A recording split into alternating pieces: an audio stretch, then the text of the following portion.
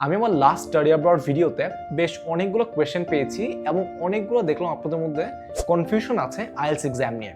তার মধ্যে খুব কমন একটা কনফিউশন কিংবা কমন একটা মিথ হচ্ছে দ্যাট আইএলটিএস যদি ভালো করা যায় তাহলে আপনি বিদেশে যেতে পারবেন একটা ভালো স্কলারশিপ পেয়ে।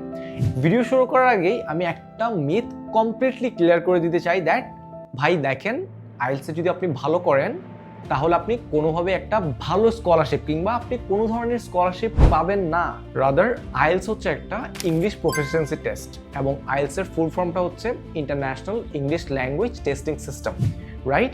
এখন এটার মানেটা কি আসলে? এটার মানে হচ্ছে আইএলটিএস আপনাকে হেল্প করবে কোনো একটা দেশের একটা ইংলিশ রিকোয়ারমেন্ট ফুলফিল করতে। অর্থাৎ ধরেন আপনার একটা ইউনিভার্সিটিতে আপনি অ্যাপ্লাই করছেন, সেখানে রিকোয়ারমেন্ট হচ্ছে আপনার আইএলটিএস আপনার 7.5 দরকার কিংবা 7 দরকার। এখন আপনি যদি সেই রিকোয়ারমেন্ট আপনি যদি ক্রস করতে না পারেন তাহলে আসলে আপনি কোনোভাবেই যখন আপনি সেখানে অ্যাডমিশন পাবেন তখন আপনি ক্লাসের মধ্যে কমিউনিকেট করতে পারবেন, যেটা আসলে ইউনিভার্সিটিরা চায় না।